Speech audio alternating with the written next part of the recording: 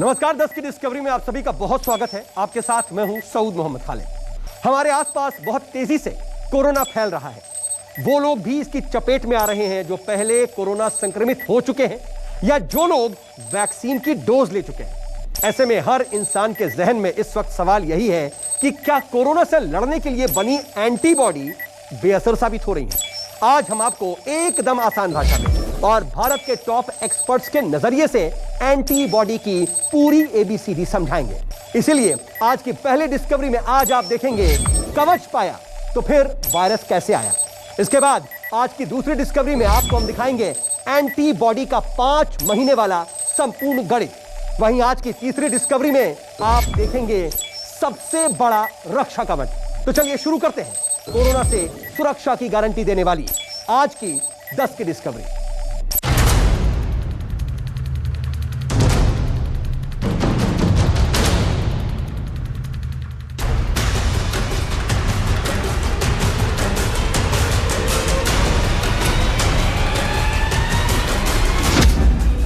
Corona को हराया, कवच पाया, तो दोबारा वायरस कैसे आया?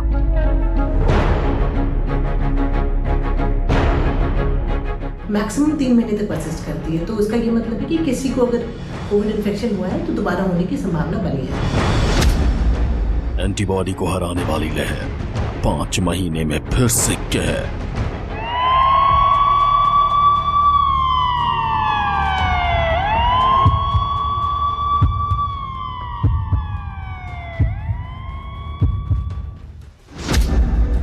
एंटीबॉडी की एबीसीडी समझाने वाली रिसर्च।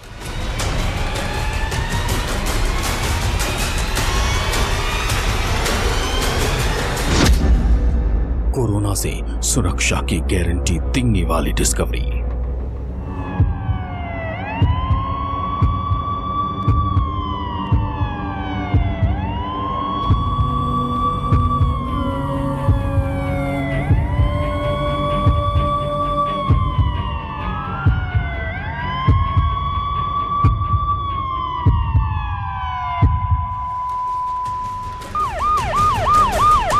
भारत में कोरोना से 2.5 लाख से ज्यादा मौत हो चुकी है। अब तक कोरोना के 2 करोड़ 30 लाख से ज्यादा कोविड केस कंफर्म किए जा चुके हैं। लेकिन अच्छी खबर यह भी है कि उनमें से 1 करोड़ 90 लाख से ज्यादा लोग ठीक भी हो गए हैं। 17 करोड़ से ज्यादा लोगों को अब तक कोरोना का टीका लग चुका है और स्वास्थ्य मंत्रालय का दावा है कि कोरोना की रफ्तार में अब कमी आ रही है।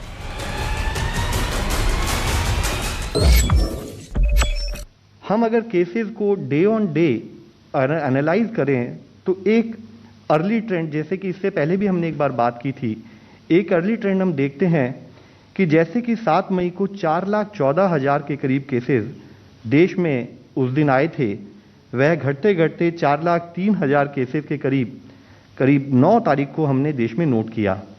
पिछले 2 दिनों में एक डिक्लाइन इन केसेस नोट किया जा रहा है जो कि 3,66,000 कल था, यानी कि पिछले उससे पहले 24 घंटों में था, जो कि घटकर 3,29,942 केसेस पिछले 24 घंटे में देश में नोट किया गया है। हम आप लोगों की दृष्टि में लाना चाहेंगे यह एक बहुत अर्ली ट्रेंड है और जरूरी है कि इस ट्रेंड को एनालाइज करते हुए स्टेट लेवल पर, डिस्ट्रिक्ट लेवल पर Covid management, Covid containment related activities पर हमारे प्रयास उसी तरह से चलते रहें। कोरोना की रफ्तार में आई कमी शुभ संकेत है, लेकिन सावधान करने वाली खबर यह भी है कि जिन लोगों को कोरोना हो चुका है उन्हें दोबारा कोरोना हो रहा है, यानी जो कोरोना को हरा भी चुके हैं और जिनके शरीर में एंटीबॉडी का कवच बन चुका है वो भी आगे कोरोना से बच ही जाएंगे। ये गारंटी नहीं ली जा सकती। इसलिए आज हम कोरोना के एंटीबॉडी की एबीसीडी बताएंगे।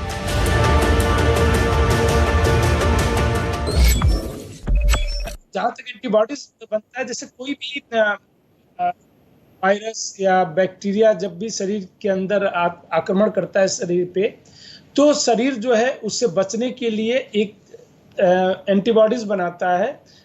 शरीर के सेल्स जो है एंटीबॉडीज बनाते हैं जो उसको आक्रमण को या तो निरस्त ये कर देते हैं, मतलब न्यूट्रलाइज कर देते हैं, तो इन्फेक्शन नहीं हो पाता है, या ठीक ढंग से नहीं कर पाते हैं तो फिर इन्फेक्शन हो जाता है, बट वह कंटिन्यू करते रहते हैं बनाता हुआ। कोरोना को हरा चुके लोगों के शरीर में एंटीबॉडी बन जाती है। एंटीबॉडी यानी वो रक्षक जो वायरस से लड़ते हैं, उन्हें हराते हैं। यानी जितनी ज्यादा एंटीबॉडी उतना ज्यादा सुरक्षा। लेकिन अब ध्यान से सुनिए, विशेषज्ञ कहते हैं कि ज्यादा एंटीबॉडी भी कोविड से सुरक्षा की गारंटी नहीं है।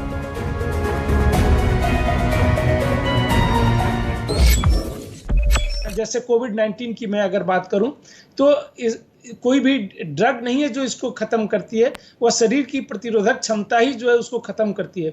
तो जब एक बार इन्फेक्शन होता है तो शरीर एंटीबॉडीज उसके अगेंस्ट बनाना शुरू करता है और फिर वह उस वायरस को न्यूट्रलाइज कर देता है। एक बार जब वायरस न्यूट्रलाइज हो गया तो फिर जो है शरीर जो है जो हाइपर इम्यून रिस्पांस या इम्यून रिस्पांस होता है, धीरे धीरे शरीर फिर जो है अपनी नॉर्मल स्थिति में आता है। और उस नॉर्मल स्थिति में आने में ये हो सकता है कि आपके जो एंटीबॉडीज बने हुए हों वो धीरे धीरे जो है कम भी होते जाए।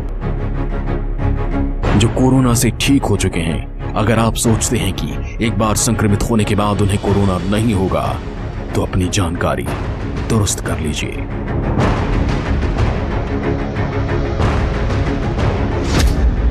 कोविड-19 की दूसरी लहर के बीच बहुत से लोगों के दोबारा संक्रमित होने की रिपोर्ट आ रही है। हर 4 में से एक इंसान में 150 दिन भी नहीं टिकी एंटीबॉडी, यानी वो मरीज दोबारा संक्रमित हो गए। देश में अब तक करीब 5% लोगों को एक से ज्यादा बार कोरोना का संक्रमण हो चुका है। वैक्सीनेशन की पहली डोज के बाद भी कुछ लोग पॉजिटिव हो रहे हैं। कुछ लोग तो वैक्सीन की दोनों डोज के बाद भी पॉजिटिव हो गए हैं। बीमारी भी तेजी से बढ़ रही है, वैक्सीनेशन भी तेजी से बढ़ रहा है। एक और चीज तेजी से बढ़ रही है, वैक्सीन के बाद का कोविड। पहले वैक्सीन और दूसरे वैक्सीन के बीच में बहुत लोगों को कोविड हो रहा है। सवाल यही है, कोविड तो हो गया, वैक्सीन दूसरा लगवाऊं कि नहीं लगवाऊं। धर्म संकट है, सरकार की तरफ से भी कोई क्लैरिफिकेशन नहीं है। लेकिन एक क्लैरिफिकेशन तो है, अगर आपको कोविड हुआ है तो 3 महीने वेट करोगे, उसके हिसाब से तो आपको 3 महीने वेट करना चाहिए। डॉक्टर के अग्रवाल खुद दोनों वैक्सीन की डोज लेने के बाद भी कोविड पॉजिटिव हो गए। तो क्या कोरोना के वैक्सीन ने उनके शरीर में कोरोना के खिलाफ असरदार एंटीबॉडी नहीं बनाई थी? जवाब है, जरूर बनाई थी। उन्होंने काम भी किया, मरीज की जान बचा ली। ये डॉक्टर ने खुद महसूस किया है कि वैक्सीनेशन के बाद कोविड होने पर गंभीर लक्षण नहीं आते। एंटीबॉडीज जो है वो एक पर्टिकुलर स्ट्रेन या एक पर्टिकुलर सीरोटाइप के अगेंस्ट डेवलप करती है। सो जिस टाइप का स्ट्रेन से इन्फेक्शन होता है उसके अगेंस्ट की एंटीबॉडी ज़्यादा प्रोबेबिलिटी है कि उसके अगेंस्ट प्रोटेक्शन दे सके, वो भी उस डिफाइंड पीरियड जैसा मैंने बताया 3 महीने तक के लगभग।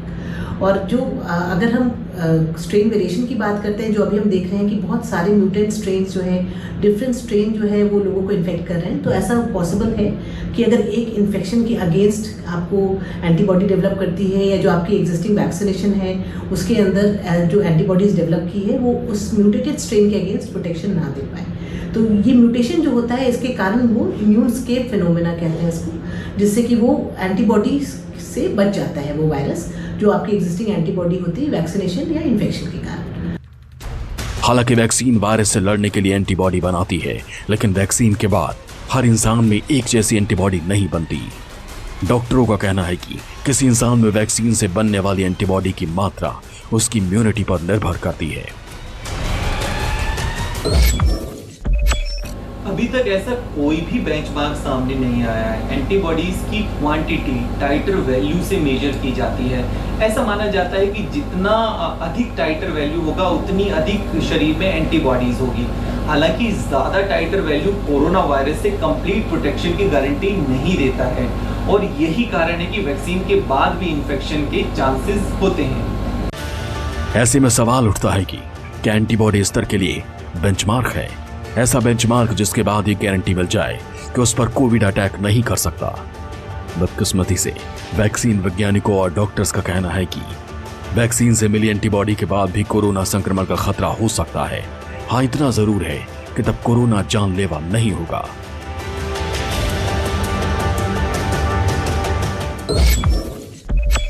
कोविड में अगर एक बार नेचुरल इन्फेक्शन हो गया है तो जब दोबारा वायरस संपर्क में आता है तो शरीर जो है तुरंत उसका इम्यून सिस्टम एक्टिव हो जाता है और एंटीबॉडीज बना के उस वायरस को मारता है। ये है। तो अगर बार बार आपको एक्सपोजर हो रहा है तो आपका लेवल काफ़ी हाई रहेगा नेचुरल इन्फेक्शन के बाद। लेकिन अगर एक्सपोजर नहीं हो रहा है, जैसे हम अपने आप को बहुत ही प्रोटेक्टेड रखे हुए हैं हमेशा नेचुरल इन्फेक्शन के बाद, तो एंटीबॉडीज लेवल कम हो सकता है कुछ दिनों बाद। लेकिन इसका मतलब ये नहीं हुआ कि हम प्रोटेक्टेड नहीं है। एंटीबॉडीज लेवल ही सिर्फ उसको जो है नहीं डिनोट करता है। लेकिन ये कन्फ्यूजन लोगों में ज़्यादा है, वो एंटीबॉडीज टेस्ट कराते हैं उसके बाद उनको लगता है कि वो प्रोटेक्टेड नहीं है। ऐसा नहीं है। जो भी एविडेंसेस हमें मिल रहे हैं वो ये है कि नेचुरल इन्फेक्शन के बाद हम अच्छे प्रोटेक्टेड हैं। एंटीबॉडी के कवच को समझने से पहले शरीर के इम्यून सिस्टम को समझना होगा।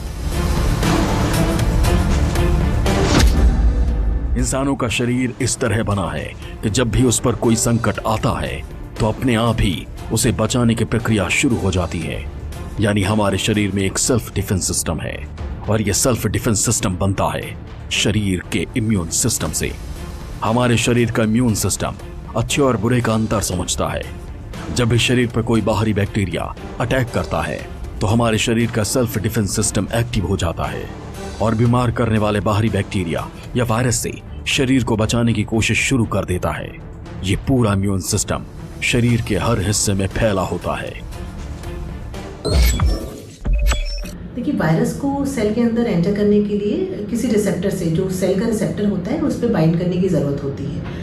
कोविड के केस में देखा जाता है कि ACE2 का रिसेप्टर, जिसे हम एंजियोटेंसिन कन्वर्टिंग एंजाइम 2 रिसेप्टर भी कहते हैं, उसके थ्रू वो सेल पे बाइंड करता है और इंटरनलाइज करता है सेल पे। यानी कि वायरस जो है, वायरस का पार्टिकल, उसका जो न्यूक्लिक एसिड होता है, वो सेल के अंदर जाता है, मल्टीप्लाई करता है और फिर मल्टीपल वायरस के कॉपीज बनते हैं। तो इसी दौरान जो वायरस जब इन्फेक्ट करता है ACE2 रिसेप्टर के थ्रू या रिसेप्टर बाइंडिंग डोमेन के थ्रू, अपने स्पाइक प्रोटीन के थ्रू बाइंड करके, उसी दौरान वो सेल को डैमेज भी करता है और फ्यूजन ऑफ द सेल्स देखने को मिलते हैं। इस इम्यून सिस्टम में कई तरह के बायोकेमिकल कई सेल्स होते हैं। ये सब मिलकर शरीर की रक्षा के लिए अलग अलग तरीके से काम करते हैं। एंटीबॉडी प्रोटीन भी इसी इम्यून सिस्टम का हिस्सा है। लेकिन ये एंटीबॉडी किस रोग के खिलाफ कैसे काम करेंगे, किसका कवच कितना मजबूत होगा, ये नियम हर शरीर के हिसाब से बदल जाते हैं।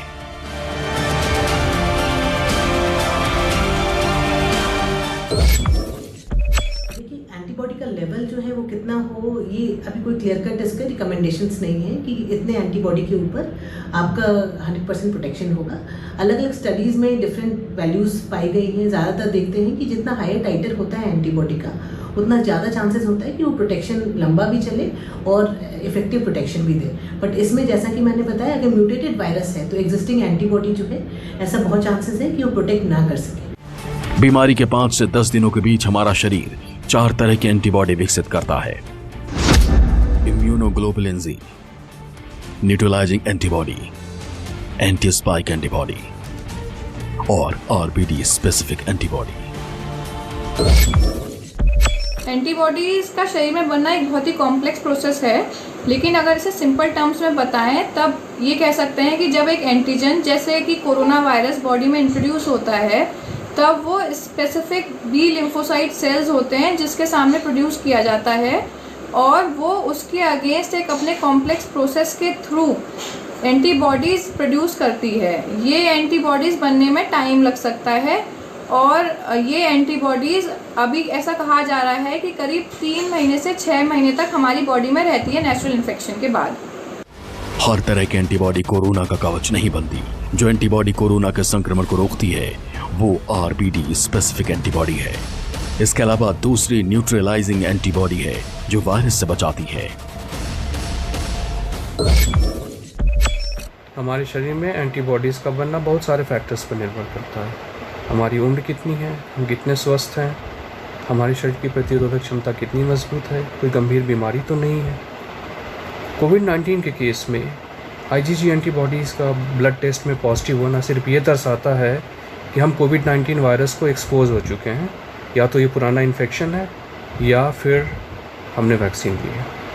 जब कोरोना वायरस के खिलाफ वैक्सीन का अभियान शुरू किया गया था तब ये माना जा रहा था कि हर्ड इम्यूनिटी भी जल्दी हासिल कर ली जाएगी, लेकिन ऐसा नहीं है क्योंकि हर रोज वायरस अपना स्वरूप बदल रहा है और ऐसे में डॉक्टरों का ये कहना है कि आपके अंदर जो एंटीबॉडी है वो भी कोरोना से बचाव करने की गारंटी नहीं देता। बनारस हिंदू यूनिवर्सिटी के जीव विज्ञान विभाग ने बनारस के लोगों पर एक सीरो सर्वे किया है। इस सर्वे में 3 बातें खास तौर से सामने आई हैं। इस सीरो सर्वे में भी पता चला कि 93% लोगों में 5 महीने में ही एंटीबॉडी खत्म हो गई, यानी ठीक हो चुके लोगों में से सिर्फ 7% में ही एंटीबॉडी बची है।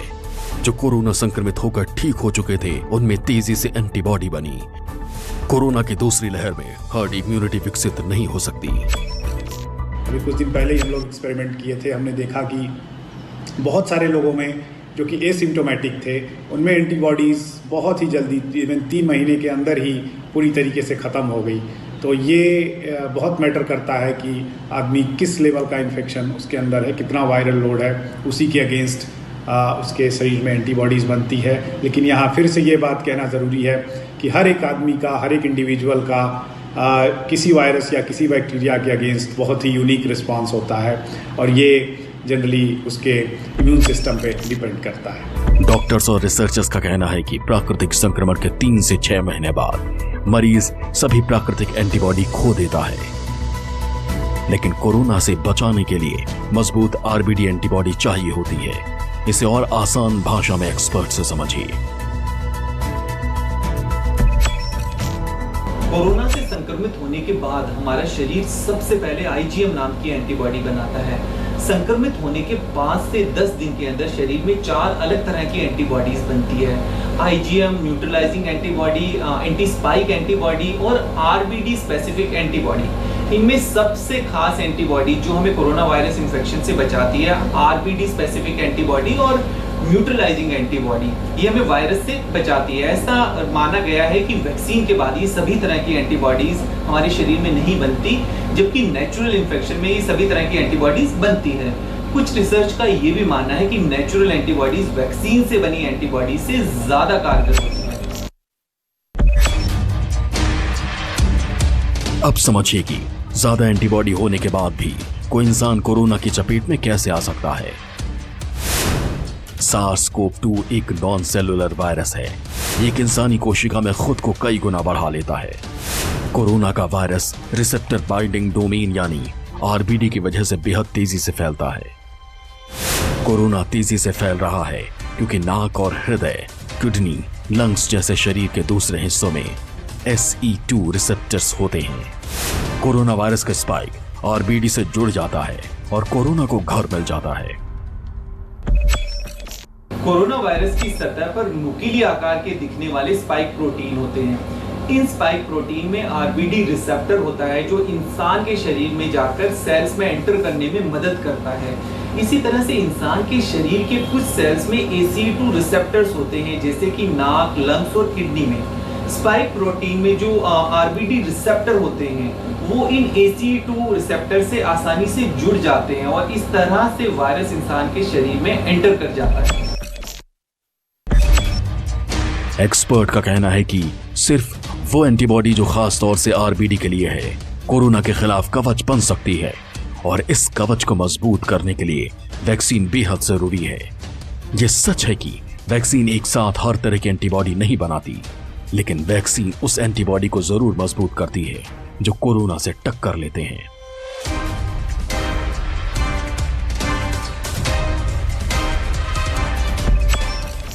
वैक्सीन से बनने वाली एंटीबॉडी मेनली 4 प्रकार की हैं: RBD, immunoglobulin, anti spike antibody और न्यूट्रलाइजिंग एंटीबॉडी।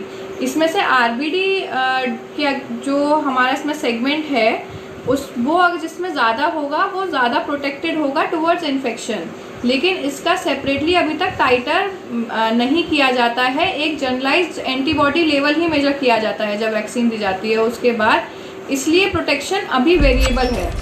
एलोपैथी और मॉडर्न मेडिसिन की डॉक्टर और विशेषज्ञों की राय आपने सुन ली। वैक्सीन लगवाना क्यों बेहद जरूरी है ये भी जान लिया। कैसे वैक्सीन लगवाने के बाद भी कोरोना हो सकता है ये भी समझ आ गया होगा। ये भी दिमाग में बैठ गया कि वैक्सीन लगवाना इसलिए जरूरी है क्योंकि वैक्सीन लगने के बाद अगर कोरोना हुआ तो उसका असर बहुत कम होगा, वो जानलेवा नहीं होगा।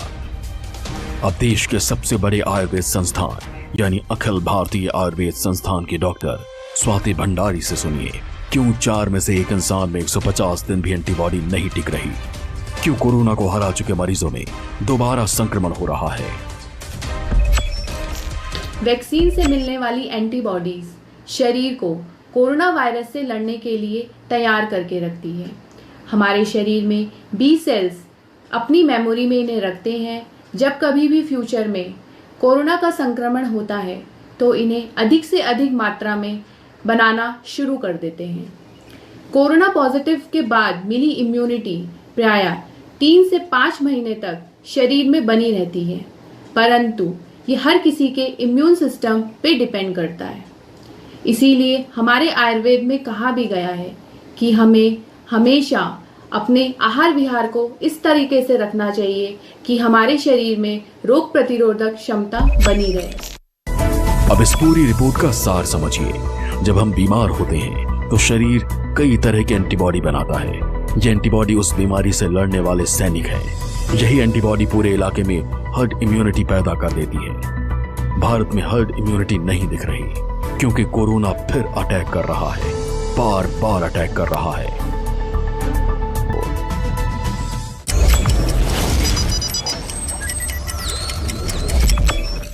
नमस्कार, मैं हूं मानक गुप्ता। अगर आपको हमारा ये वीडियो पसंद आया हो तो इसे लाइक और शेयर जरूर करें और हाँ, हमें सब्सक्राइब और फॉलो करना ना भूलें ताकि आप देश और दुनिया की कोई खबर मिस ना करें।